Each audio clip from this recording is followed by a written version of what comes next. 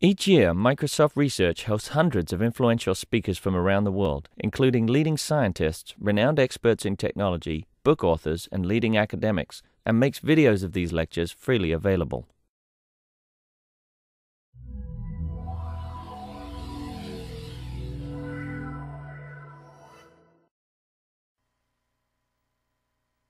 Good afternoon, everyone, and welcome.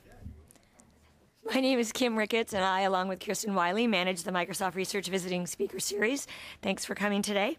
Today, we welcome Alex Counts, founder and CEO of the Grameen Foundation, here to discuss their history and future, all captured in his new book, Small Loans, Big Dreams.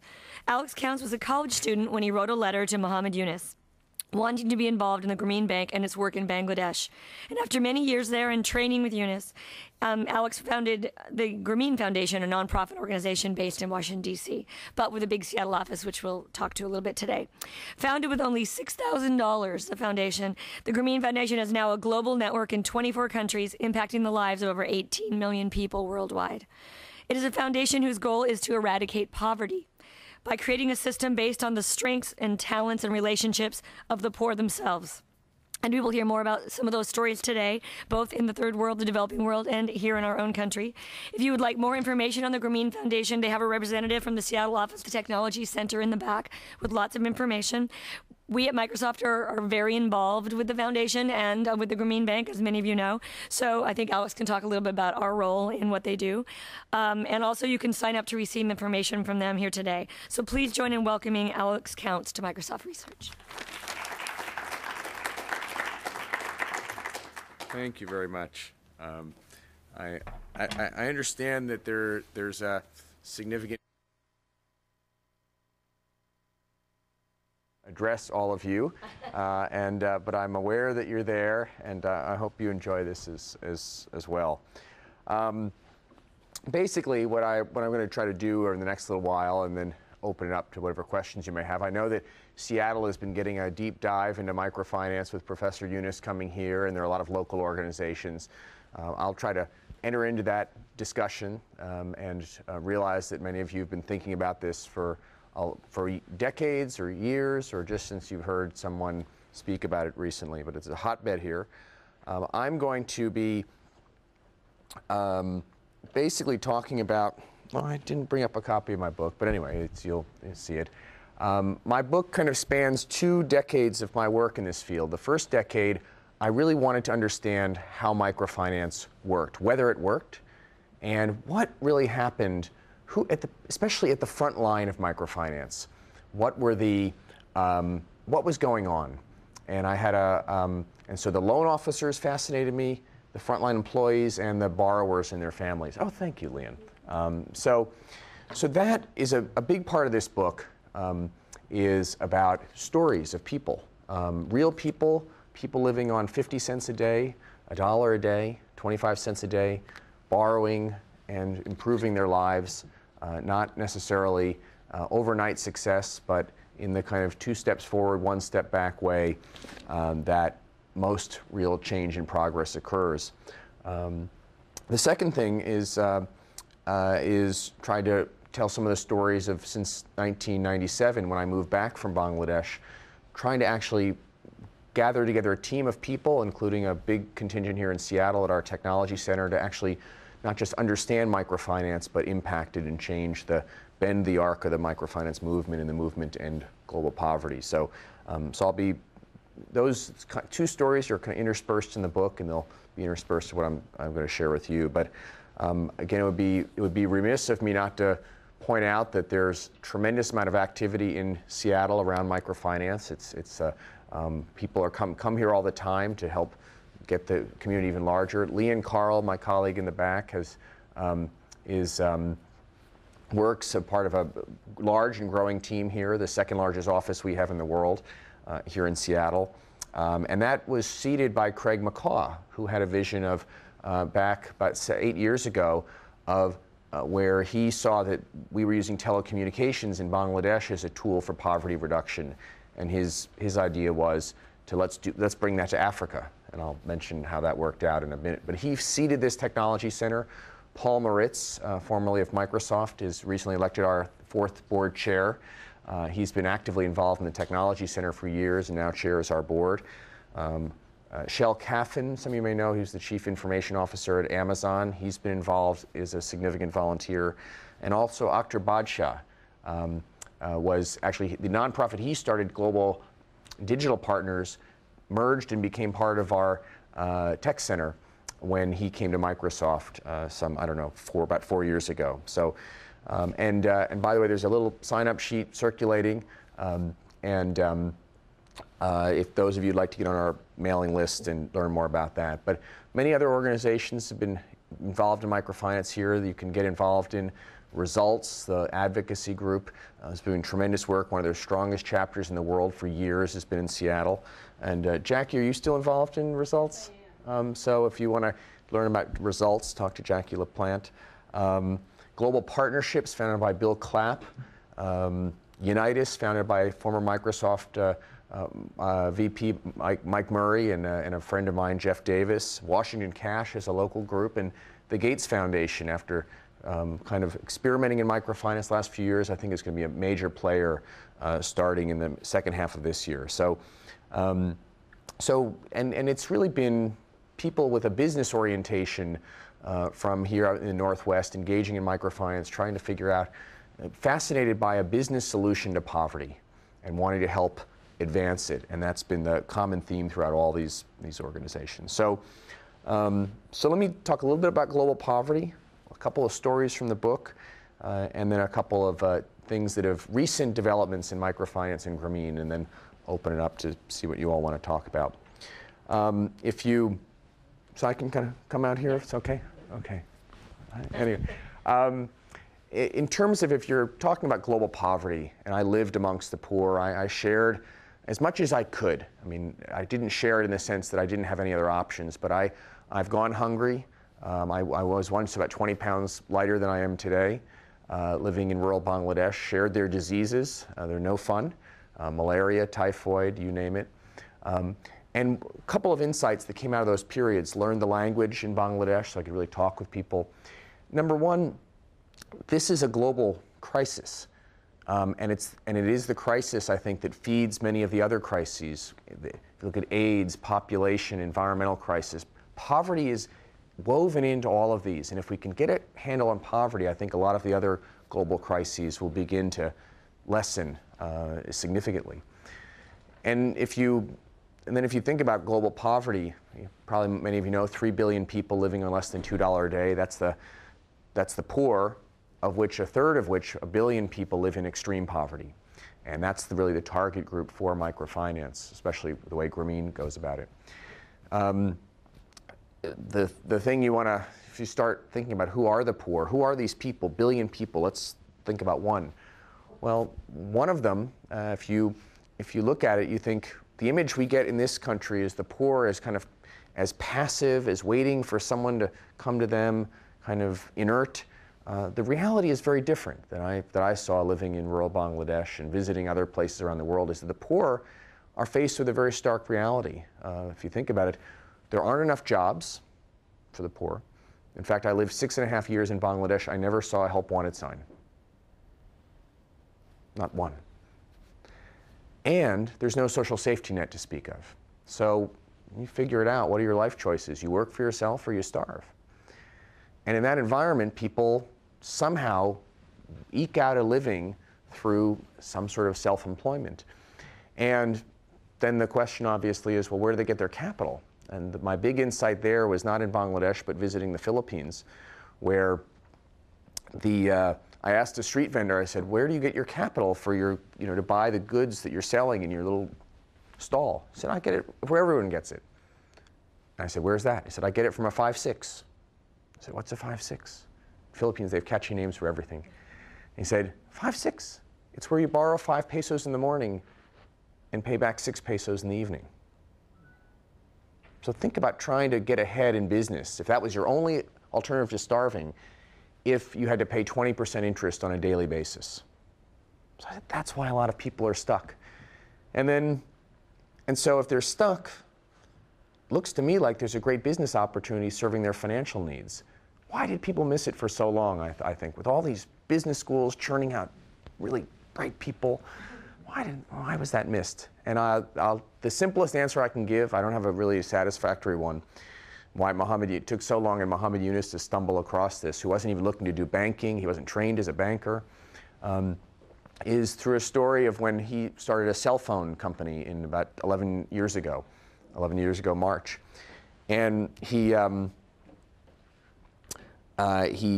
was going to, basically the idea was a woman does a traditional business, now you set her up with a payphone, because they were starting a whole mobile phone company, to be the phone company for the village. So people come to her, place calls, receive calls, she charges them a little bit more than the phone company charges her, she makes some extra money. And also the status that goes with being the technology hub for a village. Well, people said, Dr. Yunus, crazy idea, it'll take them months to learn how to use the phone, you're going to give them a loan for the phone, it's not going to generate income, they're going to break it, they're going to think it's some sort of, they're going to feel that with voices coming out of a little box like this, that it's somehow kind of ghosts are inhabiting it, and they're going to be so superstitious. So he said, well, I'll try it. If it doesn't work, I'll just forgive all the loans. Well, he went out a year later to some of the first adopters of the phone as a business, and gathered together 5 or 6 women who were doing it, and he asked the first one, he said, ma'am, he said, how many weeks did it take you to be comfortable using the phone? And the woman kind of, forgetting for a moment that she was in front of a national level figure in Bangladesh, just scratched her head and looked at him kind of and said, Dr. Yunus, to ask me a question like that, you must own a very complicated phone. Because you see, Dr. Yunus, in all earnestness, my phone only has 10 numbers. They must have. So I learned 1 number per minute, and I was in business in 10 minutes. So another woman, not to be outdone, standing next to him says, Dr. Yunus, I realized with all the Bangladeshis overseas calling in and everything, that I realized after 7 or 8 months I'd memorized the country code of every country in the world. And I knew this time differences, more or less, but within an hour of most of them, between Bangladesh and them. This is a woman who hadn't traveled outside of our village more than 4 or 5 times in her life, but never went to school, but she now knows the global telecommunications business. A third woman, not to be outdone, says to Dr. Yunus, you know, Dr. Yunus, if you tell me, and you only have to say it once, the name of a country and a telephone number, I'll dial it for you, blindfolded. And if I don't get it on the first ring, the phone is yours, because I hear you need one of these simple new phones. So we've, I think, grossly underestimated the capabilities of the poor, and that's crippled the way we've approached them, whether it's from a business perspective or from a social welfare perspective. And Dr. Yunus didn't fall into that trap. He developed a financial system. Really, it's a total financial system in Bangladesh to serve the poor. His bank went from 50 borrowers in '76 to now 7 million. It's a profitable bank. He helped spawn competition that's now nipping at his heels, that's serving another about 10 million, all the other MFIs put together in Bangladesh. 80% of the poor families in Bangladesh have access to and are participating with at least one microfinance institution. 80%. And on top of that, the global microfinance movement has grown. On the heels of the work of Results Educational Fund and the Microcredit Summit campaign, there was a global campaign ending in 1995 to reach 100 million of the world's poorest families with microcredit and microfinance. And that goal was reached about 15 months late, but it was a goal that everyone at the time said was way too ambitious and should be cut by a 2/3 or a half. So it's grown significantly, and yet I know a lot of you are very, in fact, many people, when the UN was declared 2005 the year of microcredit, and that's the year we thought Dr. Yunus would win the Nobel Prize, and we didn't. We were saying it'll never happen. So then the next year, of course, he does. A lot of you are very focused on data, and people were saying, well, microfinance, you give a loan, you pay it back. You know, they borrow from one to pay the other. They're not really improving their lives. There's no data. It's all anecdote. Everyone has their story of their Doña Teresa from El Salvador, but there's no data. So we got so mad, frankly, that we asked a Princeton researcher, galling as it was for me as a Cornell grad to do that, but he was a really good guy, to pull together and study all of the 90 quality impact studies of microfinance done over the last 15 years across the world, a lot of them in Bangladesh, but by no means even half of them there. They were spread out.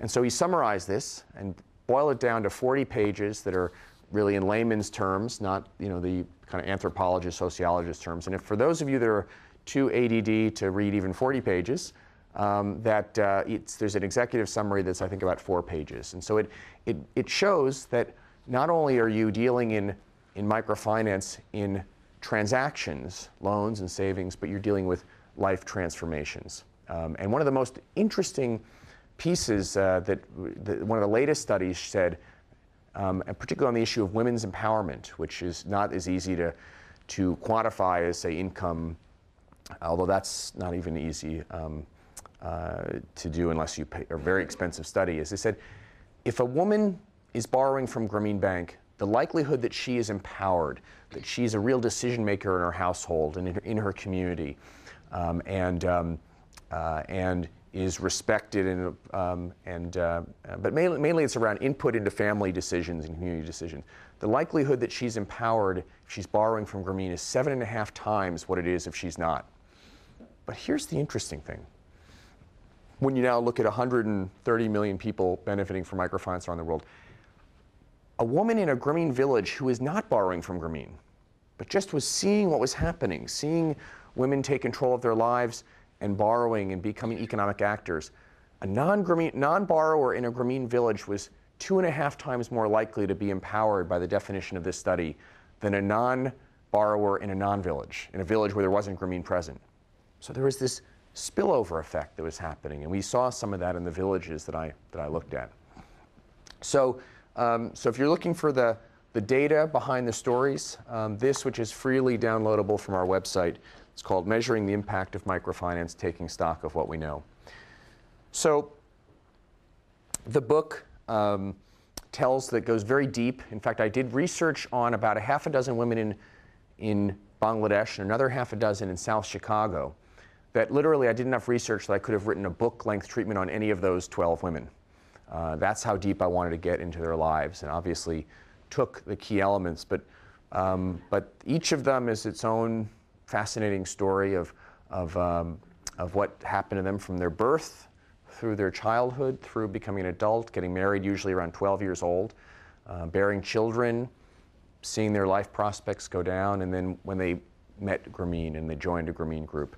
I'll just tell one story. There's a woman named Noni Bala Ghosh, a Hindu woman, and her caste activity was making sweets and all the components of South Asian, Indian, Bangladeshi sweets. But she had basically given that up because of lack of capital of a couple $100s to buy the milk every day to make the sweets, and then the basic equipment that you need to make it in your household. Because she didn't have cows, and if you don't have cows, you need to buy the milk. So with just capital that was initially brought in about $90, and later she borrowed much more, she got back into her traditional business. And what the big money earner for her was making cottage cheese, which is the basic ingredient in a lot of Indian sweets. And so they got a contract to sell those sweets to Dhaka, which was about let's say kilometers, I don't know, let's say about 80 miles away, roughly 70 miles away. And so they'd make it every afternoon. They would then send the 2 boys, or the boy and the father, on bicycles to bring these, think of a duffel bag full of cottage cheese over the bike kind of bar, and you're driving that. So they would go 10 miles on a bumpy road, get on a bus, go to Dhaka, get the order for the next day. So they were earning, and able to put their children through school with this money, hire private tutors even. So one time when I was living there was a transport strike, some political mess, and for 14 days there were no motorized transport in Bangladesh. So I was stuck in the city, and I said, you must have lost the contract, or how did it work? He said, oh no. What we did is, we go by bike to Aricha, where we normally pick up the bus, and then we just go the other 60 miles by bike. Drop off the cottage cheese, then bike back the next morning. The family that remained would make the cottage cheese, not knowing the full order, because cell phones weren't yet in Bangladesh, but guessing what it was. So this is a family where the husband was a day laborer, children aren't in school, basically going on a kind of slow pathway down, having given up their traditional activity, the income generating activity. And with what began as a $90 loan, this was the trajectory they were on. And certainly not so much Nonibala, but many of the other women had major setbacks, even during the 2 years I was intensely researching them. So those are real stories too. It's a vulnerable situation being poor in Bangladesh. And as I learned in South Chicago, where a woman who started a shop selling cell phones and beepers and CDs and Afrocentric books, her boyfriend basically took over her store and stole, and she didn't give it to him. He stole all the merchandise, and she had to start totally over in a different part of her store was in West Chicago, the West Side. So, but these are somehow timeless stories of both the borrowers, and right now there are borrowers probably going through similar ups and downs as what these women did in the mid-90s.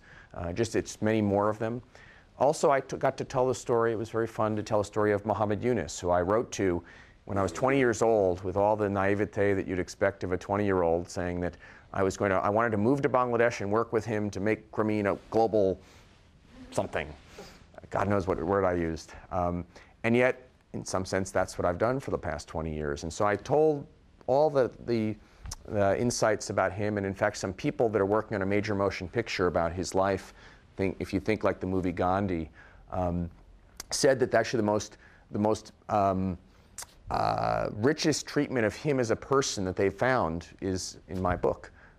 So for those of you interested in the story behind the man, and it's a great story, you may find some interesting reading in my book. So what else? I'll say a couple other things.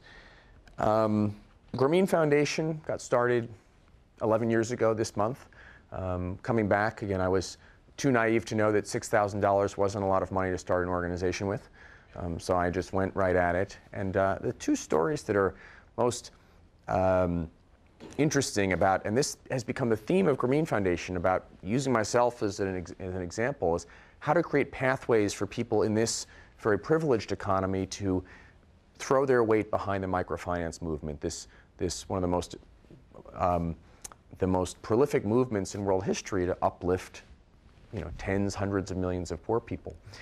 So just one thing we did a few years ago was we had some success mobilizing, partnering microfinance organizations with banks in India. We had some good results there. And we pulled together in the home of John Doerr, who's a venture capitalist. Some of you may have heard his name. In his home, some pretty successful, well-known entrepreneurs from Silicon Valley and the West Coast. And we pulled them all together and did what seemed to me some fairly corny exercises about having them try to, okay, you guys sit down together and figure out in the next 45 minutes the solution, the strategy to end world poverty. And what was funny was they all actually took it very, very seriously. And as I was quoted in the New Yorker that wrote up this, I said the inner graduate student came out of all of these guys. And they really generated some pretty, some of them a little simplistic because this isn't their field, but really kernels of genius ideas. So one of them said, well, what if we were to pledge our assets in a pool that could be used to guarantee loans from local banks, a Nigerian bank to a Nigerian microfinance organization? Couldn't that relieve the capital constraint to growth? And in fact, a banker who's on our board who was there said, we've actually toyed with that idea, John, but it would take at least $15 million of pledged assets to make that work, because you take a lot of time and effort and legal mumbo jumbo, so it would need to have a critical mass. So looking around and said, well, I think that if everyone in this room pledged 0.1% of their net worth, we could actually have double that. Rough back of envelope, which was actually about right based on published information about these people's net worth. So set us off running around chickens with our heads cut off. In 11 months, we actually closed a loan guarantee facility. We weren't at that stage, and still today, we couldn't let people participate in it with less than $1 million of pledged assets to this pool. Well, the long and the short of it is $30 million was secured. And we've now, all but about $5 million of it we've used to facilitate transactions between local banks in local currency lending to microfinance organizations. The largest of those transactions brought $44 million to a group called SKS, which is, I think, Vikram Akala has probably been here a few times. He's a very prolific social entrepreneur. And the fun part of it is not, of the $30 million that were pledged, they've leveraged collectively $125 million for microfinance. Not a single dollar of those guarantees have been called. So all of these people have put money up. It's still their money. But by virtue of how we were able to use that, really their name more than anything, we've been able to change the course of $125 million, which is, when loans are averaging about $125, basically it generated, unless I'm doing my math wrong, about 1 million loans. And that's 1 million loans per year cycling through the system, or arguably two per year. The other story, which is related to our technology center that you may find interesting, this cell phone company that was started that I told a little story about. We got very excited about bringing that to Africa. Remember, Craig McCaw was very excited about that. That's why, in fact, he originally said, I want to fund that, and I argued that we should think broader of a whole technology initiative in microfinance. Well, we contacted our colleagues in Bangladesh who were doing this, Grameen Telecom, which was one of the 2 sister companies, and said, please send us your operations manual for how you really, when you give the phone and how you train the person and what happens if their phone breaks, and et cetera, et cetera.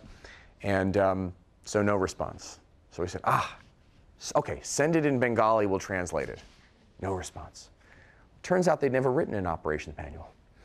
It may be hard for some of you to understand, it was hard for us to understand, but they were doing it, but they never documented the process.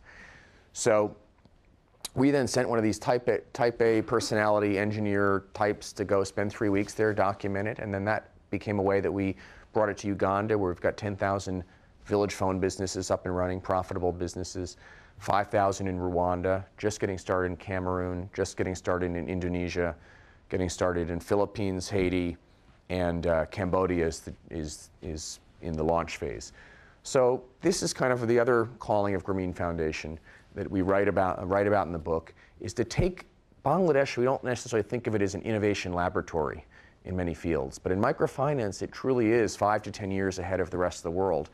And we're trying to take the best things happening there. They're not interested in general in trademarking it and earning money on it. They're trying to contribute these ideas to the world, and our job is to take the best of them and apply them, again, in a growing and diversifying microfinance movement. Now, Grameen Bank itself, since the fieldwork for this book was done, has had its own significant developments, good and bad. There was a terrible flood that hit in '98, set it back significantly. And then a really terrible article in the Wall Street Journal that came out about 2 years later that said Grameen is on the verge of financial collapse, and it was really bad reporting, a real hatchet job. But it gave, the good part of it is, gave extra motivation to Dr. Yunus to speed up a process of really reinventing Grameen Bank and making it natural disaster proof and much stronger with much more flexible loan products and savings products, insurance products.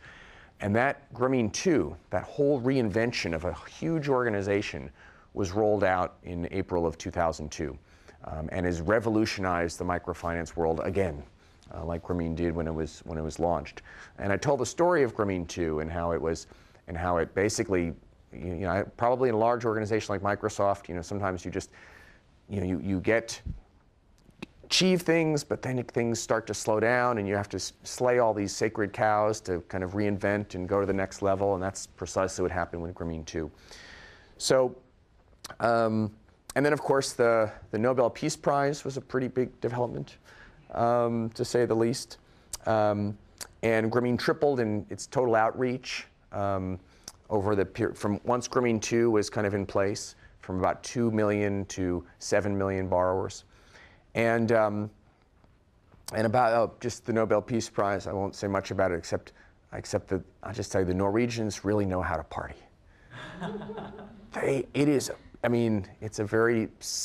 It's a serious, that 1 hour thing, that's celebration, but the ceremony, but boy, they just they do a classy job.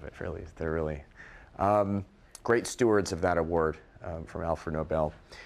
And the most interesting thing is what Grameen did that was just starting when I left is didn't think of the bank itself.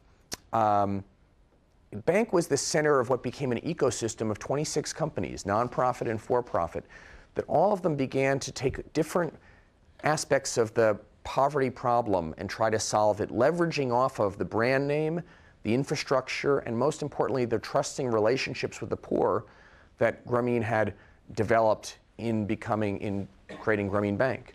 So just to give you a couple examples, Grameen had developed without any expertise in solar energy what is widely regarded as the most successful solar energy project in the third world. And of the three most successful, the only one that doesn't have meaningful subsidies.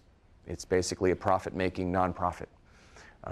In putting out about 5,000 solar panels that they're selling in rural Bangladesh every month. And I remember when Dr. Yunus said to me, if we ever reach 100 a month, we're going to have a big party. But this got a whole steam, so attacking the global warming problem and also the problem of people not having electricity. A breakthrough health program that recovers almost 100% of its costs on a health insurance model, basically a kind of an HMO for the poor, that is active in about 30 districts of Bangladesh. And Grameen Phone, which the for-profit parent company of Grameen Telecom, is the biggest company in the entire country and the biggest taxpayer in the whole country, with more than, I think, about 12 million subscribers. And then the latest, I'm sure Dr. Yunus talked about this year, the Grameen Danone joint venture to make highly nutritious fortified yogurt that is basically made with raw ingredients that are bought from the poor and then sold to the poor by the poor. At least that's the idea as it's rolling out. So, and of course, one of the interesting stories about Grameen is that it is it's beginning to have at the local and national level influence on the political situation, and the poor are being taken seriously as a political force within their own country. Of course, Dr. Yunus's short-lived effort to leave Grameen Bank and start a political party got a lot of headlines when he was doing it, but in fact, about this time last year, if memory serves. But the bigger story is that the poor themselves are becoming players at the national level, maybe in the future at the international level. Of course, microfinance itself has had many controversies and achievements, reaching this 100 million goal. One of the MFIs in Mexico had an IPO where the shares shot up. It was like a late 90s, tech IPO. And depending on your perspective, it was the best or the worst thing ever to happen to microfinance. And there was an article on it in Saturday's New York Times where I was quoted. Dr. Yunus weighed in on it.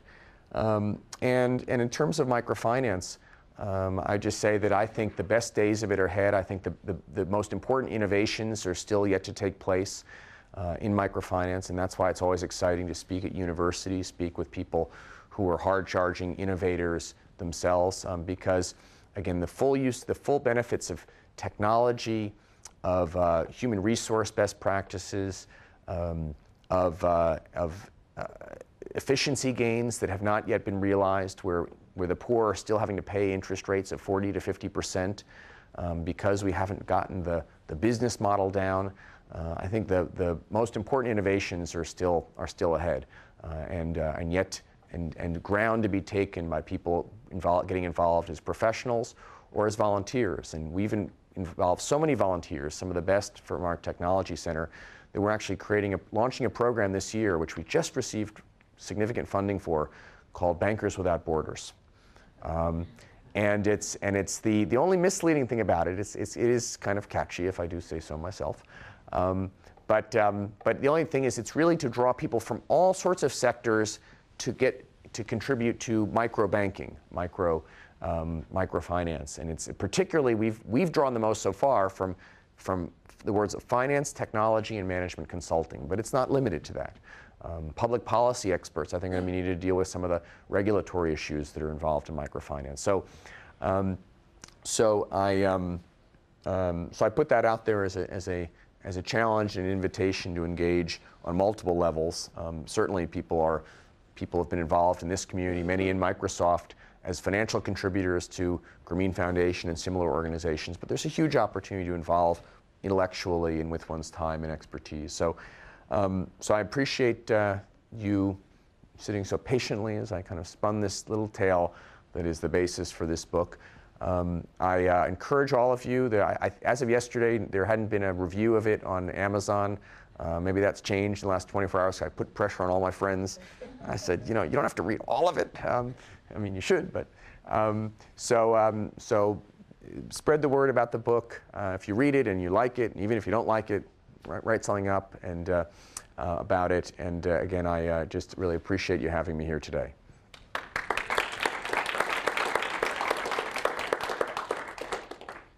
And with that, the floor is open, please. So microfinance loans are usually pretty small, like around $100 or so. And I was wondering, is there a reason for that? Is there something where when the loans start going higher, you get more defaults, or is it just you want to reach more people, or what's?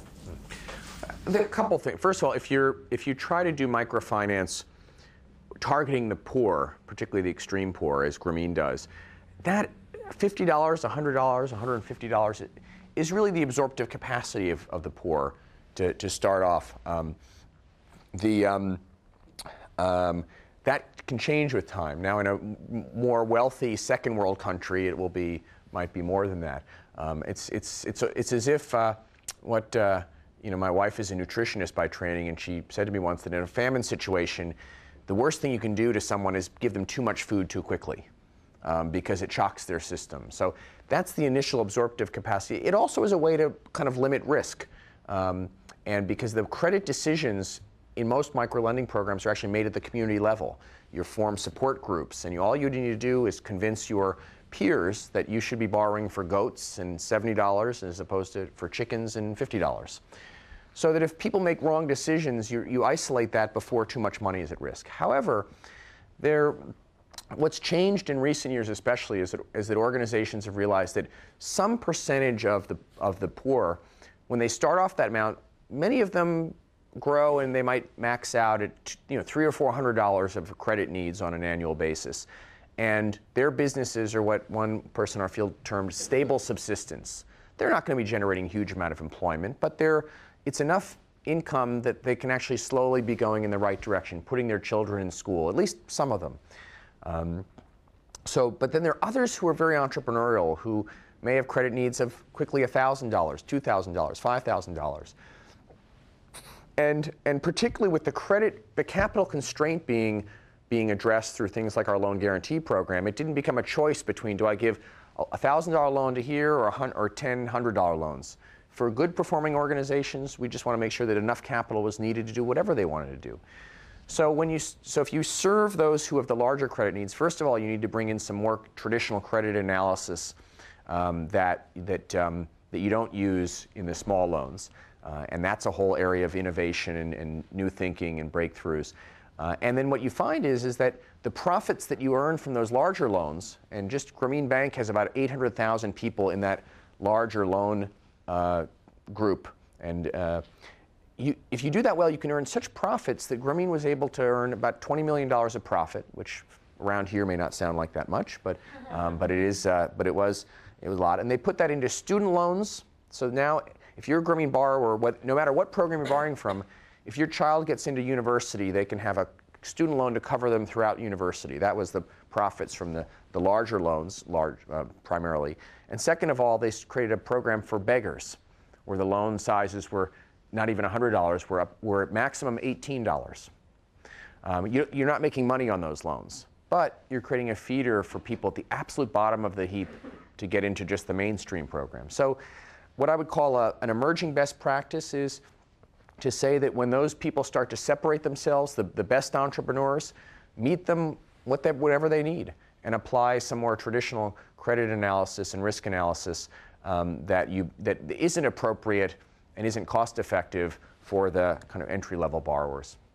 So is there a point where normal banks start coming in then? It depends on the country. I'm going to take another question, but in some countries the banks start competing fiercely for those people who are doing the best. In other countries, the banks have no interest. You'd have to be 10 times bigger for the banks to be interested in you. It's very, please, sir. So I've been experimenting with playing around on Kiva, and one of the things that I found was a statement which I found very odd and surprising, that they had more lenders than people wanting money. And to me, I mean, I'd like to know, your perspective, and then if it is indeed true, is there scope to sort of train people to think about what they could do to sort of improve their businesses or scale up a little bit and so on? Well, see, I think that's more about the Kiva business model than the microfinance business model. And I have a lot of admiration for what the people at Kiva have done. They created a level of expectation on several levels that they've been unable to meet. But I mean, there's one MFI in Pakistan that it needs 100 million more in incremental funding this year. We helped secure for them 32 million last year. We're one of the fastest growing groups. So Kiva, having mobilized like 19 million, it was just because their distribution network of vetted and approved MFIs was not able to meet what was actually the funding streams, which were not, frankly, which were in the tens of millions, but people need, just again, one MFI needs 100 million. So it was just their marketing got out in front of their distribution network, to put it in a simple way. And yet, I think fairly quickly, I'm told, they then ramped up and they got behind a few groups in Kenya that had a lot of credit needs after the riots and needed to rebuild. So I think that time has passed. But if ever again their marketing gets out in front of their distribution network, that'll happen again. But that's not saying that the poor don't have demand. It's just saying their partners that are serving the poor were unable to be the channel for that. I should say that there's a group. This has come up a few times while I've been here. There's a group called Microplace that has emerged as a competitor to Kiva. That is actually, in my judgment, I haven't studied this deeply. They've gone through the process of figuring out how to do this and meet all of the regulations related to being a kind of a broker. Anyway, there's some technical terms here, but I would check them out also. And they don't have any problem. They're launched only recently, but in terms of all the regulatory compliance and in terms of what Kiva's tried to do is they've tried to make a very direct relationship between the lender and the micro-entrepreneur. And in practice, that's very hard to actually deliver on. And in fact, it's actually in some ways ethically not right. Because why should we be choosing who's going to go to the front of the line in the loans in rural Ethiopia? That should be based on the policies that the women in that village and the local staff determine. And in fact, it isn't. In fact, people get the loans as they should. And so that direct linkage that touches a lot of people's hearts isn't really practiced, and if it were, wouldn't really be ethical. Still, Kiva's brought a lot of people in, but I think Microplace is approaching in a more sophisticated way, so I would ask you to check them out. And again, there's no lack of demand for microfinance. But the other issue is, now you got me on my soapbox, so, is that I think, and Dr. Yunus thinks, and I'm sure he mentioned when he was here, that the ultimate financing of microfinance needs to be locally generated.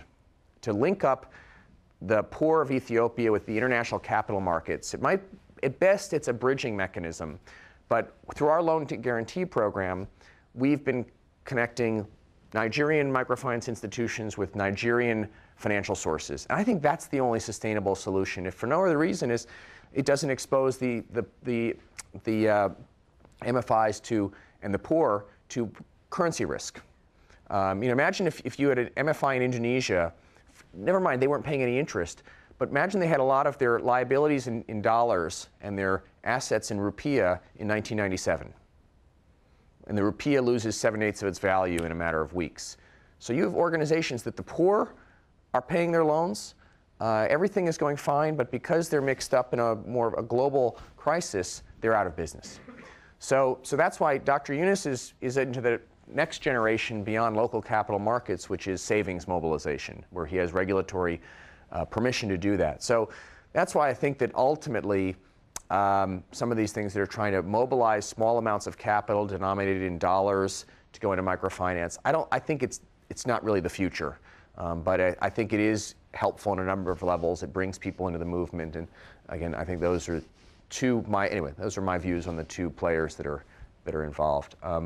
Any women? No women question. Okay, here, please. My question is about how your model has sustained risky events in the past. And in fact, I was going to cite the currency crisis in the late 90s. Yeah. But I think actually the commodity price increase of the last year and a half, especially in food prices and corn and rice. Has bound to affect the livelihoods of people, especially at the bottom of society. Yep. How does the Grameen model and your business see the impact of those kinds of events?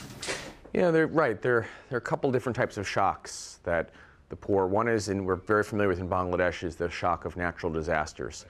And yet the poor are very well practiced. I mean, the '98 flood was a big shock to Bangladesh, but frankly, it was a shock because Grameen 1, the original Grameen methodology, kind of lost its steam, and frankly, the borrowers were fed up with some parts of it, and competition was coming. So that was an internally generated crisis more than anything. But natural disasters, the poor seem to have a greater capacity than you would think sitting from the outside to recover. You know, you see a flood hit Bangladesh, 40 million homeless. Well, what does that mean? That means their walls, you know, kind of fell over. So they put them back up.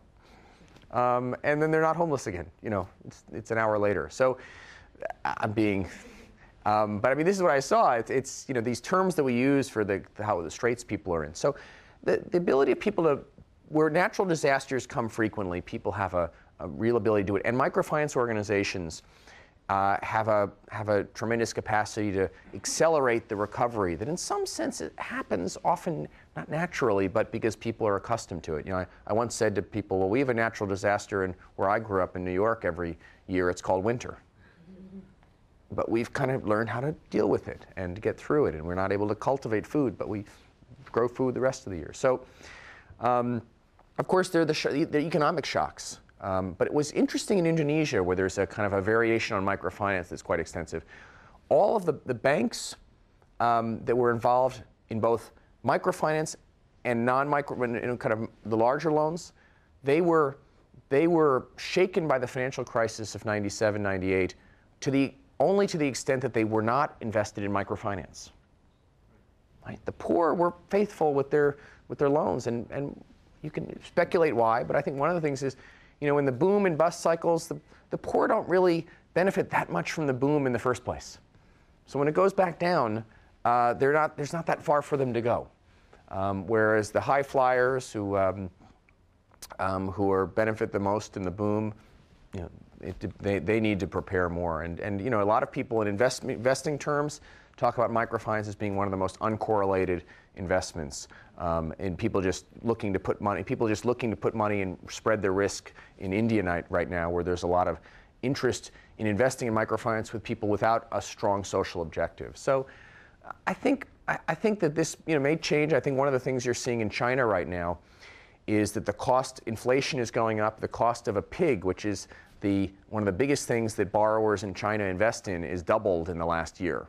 And so that has created enormous stress on the loan portfolios, where organizations, you know, they had all these plans to grow, even modestly, and they're not growing because they need more money than ever just to meet the needs, and so they're getting caught in the kind of inflation spiral. But they seem to be able to figure that out, and I'll tell you the biggest wake-up call for me, and one of the most emotional things, although my trip to Haiti last month was a real reality check, was going to Banda Aceh, Indonesia, and talking with, I mean, I was with a woman who lost all but 3 of 19 extended family members in the tsunami, right? Who had never worked a business in her life. So, you know, I'm saying almost everyone works. Her husband, she didn't really work. Her husband's dead, children dead, aunts and uncles, nieces and nephews. And it was just her and her daughter. And yet with a loan that started at $50 that we were doing there, and that she was on, with $55 in US, and she just borrowed $110. She had somehow, the human instinct to survive is so strong. And she basically learned how to cook some food in the marketplace. Because that was one thing she knew how to do. She cooked for her family. So with that money, she was up, and even in the most, I mean, can you imagine a natural disaster more severe than tsunami in Banda Aceh, and yet somehow she was bouncing back. So anyway, please. What's the next frontier for microfinance? Well, a couple things. I think how would I boil it down? I think a big thing that our new chairman has been harping on is that microfinance, while there are these 90 studies that have documented impact at a given moment in time in a given institutions, that doesn't allow for real-time benchmarking for in terms of the social impact, right? We can track with great precision microfinance the transactions, how much money flowing in, flowing out. We can't track and benchmark the transformations that are happening and which organizations are doing better or worse in terms of bringing people out of poverty. We do rely on anecdote, not data, although there is historical data, but there isn't real-time data where you can benchmark. And so we're leading an industry initiative. I mean, I will say this is where we want the industry to go, to have a whole new level of accountability and transparency around social performance, social impact. And so, and I think this will blunt some of the criticisms of the IPO in Mexico. One of the reasons this group share shot up is because they were charging the poor effective interest rates of slightly more than 100% annualized. So again, and this has been raging on the industry listservs again because of the article in the Times on Saturday, but people are saying, well, they keep borrowing, they must be doing okay. And I'm saying, let's bring some real data and analytics to this to say, listen, if this organization, despite what sounds like an absurdly high interest rate, if they're coming out of poverty better than the industry standard, then what right do we have to question that? But we don't know. And so we're trying to develop some tools with an arm of the World Bank. So I think that is absolutely essential because it'll also let us know in this drive to earn financial profits, and I'm not against financial profits in microfinance, but in this drive to, in some cases, be even more profitable than the traditional banks, is it coming at the expense of social impact? Right now, we don't really know. And there's some studies that are going on now where the data will be out in 5 years, and by then the whole die will have been cast. So I think that's one. I think the other big is to get the regulators to allow MFIs to mobilize savings, to lay out a framework to say if you do X, Y, and Z, you can capture the savings of your loan clients and the general public. And then you'll have a sustainable way of self-financing microfinance. And also, it'll create pressure on the bankers who are lending to MFIs that they now have a competitor, which is the poor themselves, who through their savings can finance it. And so it'll create some downward pressure on prices. And I think the final new frontier is the what I call political risk and political potential of microfinance. With political risk, I think a lot of populist politicians may, in the next 5 to 10 years, make microfinance their whipping boy or whipping girl or whatever analogy you use, and will say, this organization, the government should be working on poverty, not the private sector, and when the government does it, we're going to charge you 5% interest, not 25%, and we're going to put these guys out of business, or we're going to force them to lower their rates to levels of which they can't meet their costs anymore. So we've not been very sophisticated in microfinance in trying to get out in front of that in most markets. But I think the other side of that is the political potential of these borrowers networked together, as we've seen a little bit in Bangladesh, to influence national politics and for the poor themselves to be heard. It's the analogy, I was thinking of this just this morning. It's like all these people that now feel politically empowered in the primary process in places like North Carolina and Pennsylvania, that suddenly they feel like they matter.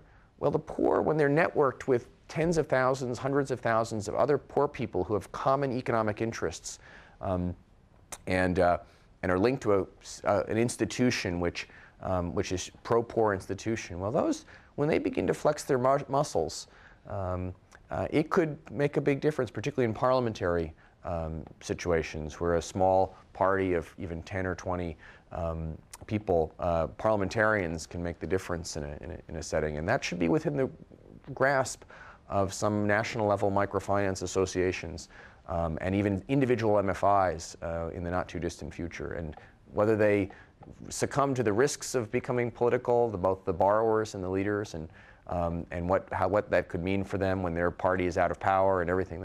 But those are some of the things that I see.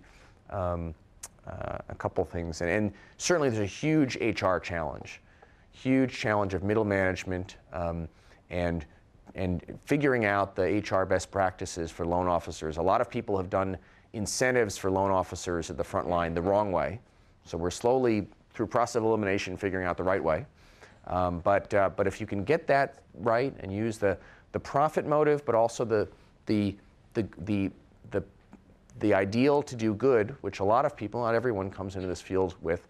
And you can correctly incentivize these hundreds of thousands of loan officers and thousands more joining every month and, globally.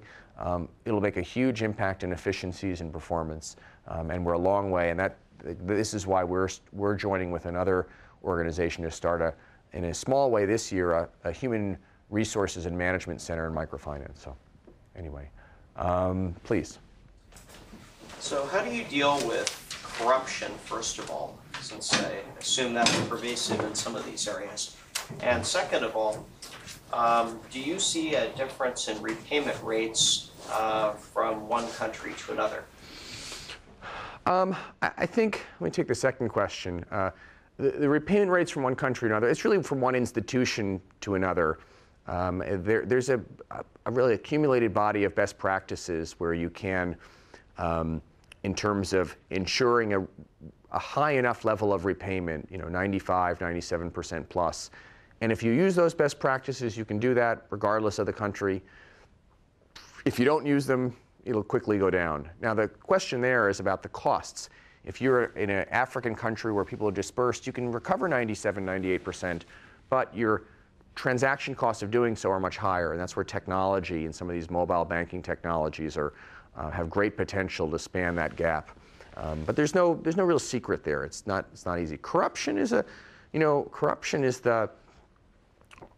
very hard thing, challenge for microfinance organizations to get a handle on. They need to be very tough-minded about it. You hear microfinance, you hear one strike and you're out is basically the rule of thumb, because again, you're dealing with cash transactions in unsupervised locations happening on a massive scale in very corrupt countries.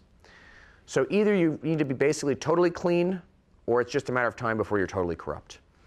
And this is where organizations have put in very elaborate financial controls, which if they're not really technology empowered in the right way, become vast bureaucracies and very expensive.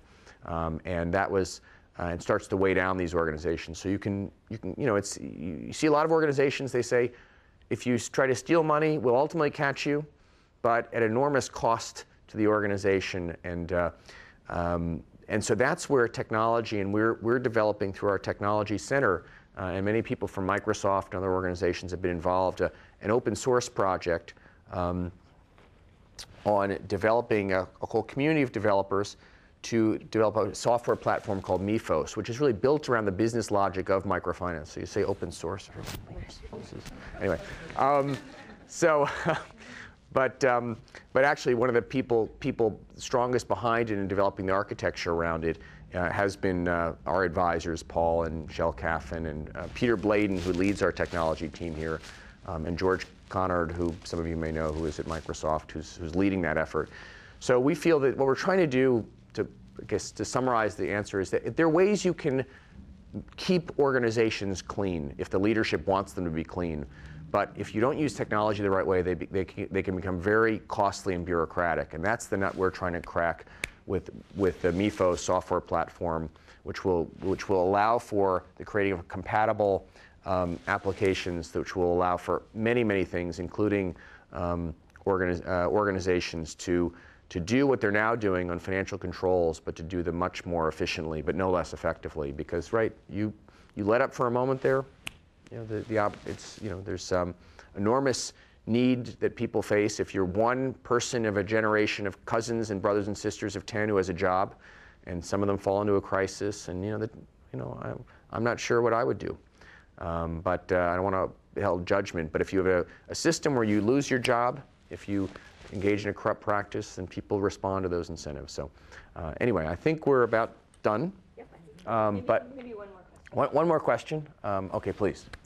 I'm wondering if you could talk a little about challenges of doing microfinance in the U.S. or in developed countries. Yeah, big challenges, very big. If I had to, I was talking with Kentaro before you all arrived, and we go into this in the book. I don't think they're so daunting that it's not worth doing, that it's, and in fact, it was fascinating to me. It was in some ways as different a culture as rural Bangladesh to spend 8 visits, including one that was 3 months long in South Chicago, where I'd go for days without seeing another white person. Of course, I'd been conditioned in Bangladesh to have that experience, but this was in my own country. So a lot of fascinating stories about this underground economy that no one writes about, I didn't know about, that exists there. Very surprising in a lot of ways. But the big barriers are a low-income person in this country. First of all, why does microfinance make sense for them? Well, first of all, for a single mother who the difference between her about a minimum wage job that she has to go all the way across town for, and her child is off at school and picking him up, and car fare and work clothes and everything, you end up pretty much, you're doing much better financially on public assistance at the end of the day. Whereas if you're working out of your home, you have control of your hours. You can put in 3 hours in the morning, 3 hours after the kids go to bed. It's actually a much more sustainable solution, particularly when your education or your criminal record or something has it so that you have a very difficult time entering the workforce anywhere except at the absolute bottom. Whereas if you have that entrepreneurial spark, and people up and down the economic ladder have that economic spark, and frankly, the people at the lowest levels have more incentive to use it than a lot of us that have the education that we can enter the workforce and earn a decent salary. And so it makes sense on a lot of levels. But the big barriers are, well, lack of access to credit, so that's what microfinance addresses. But also all of the licensing requirements of running a business and you know, some of them, the restrictions in some places on home-based businesses. And one of the stories here is a woman who was running a business out of her home to try to get ahead and been laid off, and was turned in by one of her neighbors who just didn't like that, you know, they were a little bit harder to get a parking in front of their house. And there was doing no harm. So this whole patchwork of laws related to, and you know, some of them make sense, but maybe you could create easier ways for people to qualify and make it a little more transparent. Whether it's food service business and getting your catering license and your food service license and this license and that license, and laws around home-based businesses in particular. You know, and then having to compete, as you don't have to in Bangladesh, with the Chinese and with their partners, the Targets and the Walmarts, who can buy in vast bulk, sell it along with you know, in the way they do, and then that's your competition. In Bangladesh, you don't have that. It's most of the things that are made are locally produced, particularly the poor buy. So so there's some unique challenges, however, for a certain segment of the poor, it really makes an awful lot of sense, particularly when you combine credit with some other products and services that we've discovered are very important in this economy. So, and for more on that and some of these fascinating stories from South Chicago and from Harlem, I'll refer you to my book. So anyway, thank you very much for coming out.